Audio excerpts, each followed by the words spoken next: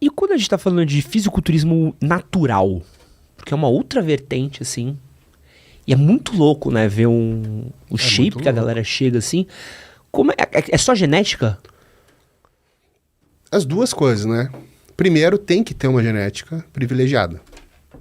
Mas eu já preparei uma atleta natural, que ela foi vice-campeã sul-americana, na wellness, que é uma categoria com maior volume muscular do que a biquíni, por exemplo. Mas era uma menina que não errava em nada.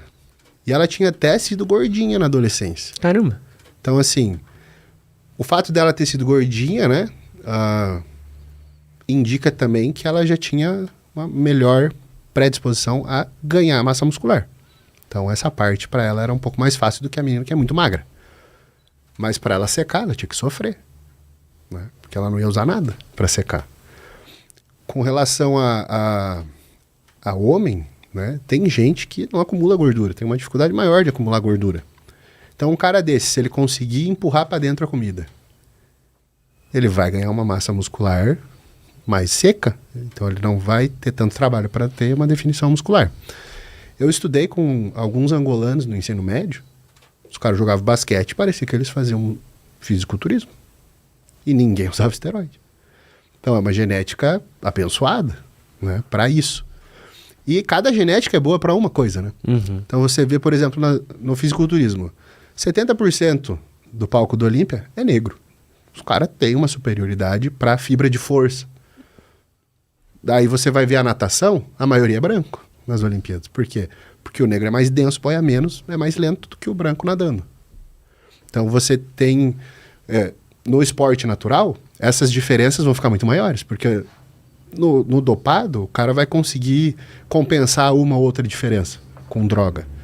No natural, fica mais evidente a genética que a pessoa tem. E, lógico, ela tem que ser muito mais dedicada pelo seguinte: ele tem que maximizar a produção natural de testosterona dele, por exemplo. Para isso, não é só comer bem, mas dormir bem, treinar bem. Então, o cara que usa esteroide, ele pode chegar num corpo igual ao cara que é o auge do natural, dormindo mal, treinando meia boca e fazendo dieta bem. Se ele acertar na dieta, mas ele treina meio fofo, só que ele usa esteroide, ele tem um maior estímulo de produção de fibra muscular e ele vai crescer. E ele vai ficar num shape decente, desde que ele coma o suficiente para isso. Já o cara que é natural, não pode perder noite de sono, ele não pode ser muito estressado, porque o estresse arrebenta com a produção de testosterona. Além disso, o cara não pode usar alguns medicamentos, por exemplo, antidepressivo. Antidepressivo baixa muito a produção de testosterona. Caramba. Então, o cara que é natural, ele tem que ser um cara super de bem com a vida e sem erros, né? Então, é bem difícil você ter resultado dessa forma. Mas eu acho sensacional quem se dispõe e fala assim, não vou usar. Porque, na minha opinião, sincera, né, eu usei e hoje não queria ter usado. É mesmo? Porque eu penso assim, o ideal é você usar quando? Quando o seu corpo parar de produzir, quando a tua produção natural diminuir muito. Porque o uso contínuo pro resto da vida vai encurtar a vida do cara. Lógico, daí você entra naquela, eu prefiro viver até os 75, mas chegar super bem aos 75, do que viver até os 90 e ficar acamado e raquítico. Mas, de qualquer forma, se o uso do hormônio vier após a meia-idade, vai ser muito mais saudável. Tem dois pontos que eu queria perguntar pra você aqui. O primeiro deles é o seguinte. Vamos supor que eu queira usar em algum momento, em determinado momento da minha vida, pra tipo assim, eu sou muito magro, queria ganhar massa, ou sou muito gordo, queria perder gordura, dar uma acelerada nesse processo. Existe uma maneira saudável de fazer o uso dos esteroides sem precisar, sem ser danificar minha saúde no longo prazo? Com certeza existe. E isso é o que incomoda a classe médica mais antiga. Uhum. Porque eles aprenderam que faz mal. Mas só aprenderam essa parte, né? Eles não aprenderam como é que faz o manejo. Então, pra gente ter uma ideia. Quais são os públicos que tiram proveito clínico do esteroide? Então, a gente tem criança com deficiência de crescimento, grandes queimaduras. Então, a pessoa que queima 80% do corpo está internado.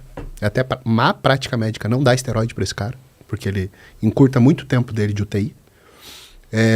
Paciente com HIV, leucemia, idoso, sarcopênico. Então, assim, você pega as pessoas mais frágeis da sociedade, os seres humanos com a pior, né, com maior risco de vida, ou com a saúde mais debilitada, e para eles o hormônio é milagroso.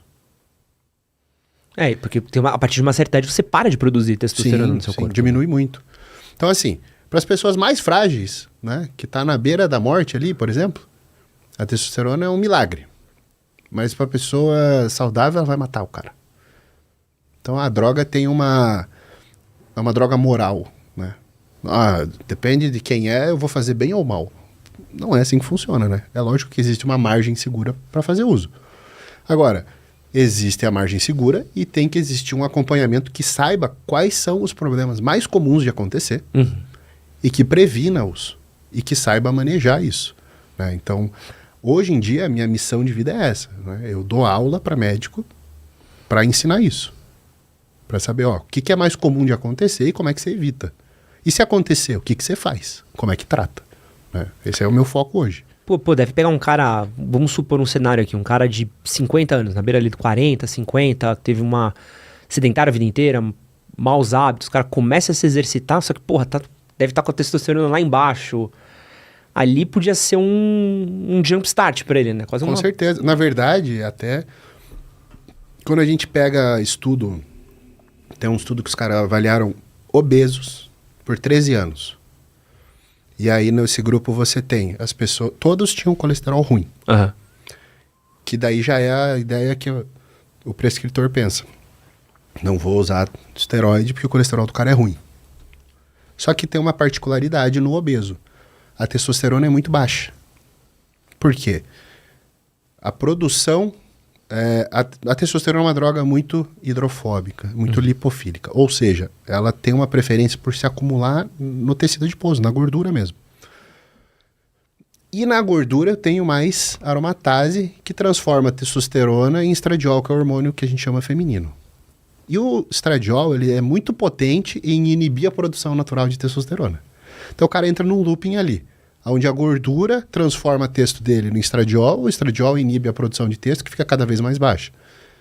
E a testosterona baixa também causa dislipidemia, que é esse perfil lipídico ruim. Quando você normaliza a testosterona do cara, o colesterol fica bom. Quando você aumenta a testosterona demais, o colesterol fica ruim de novo.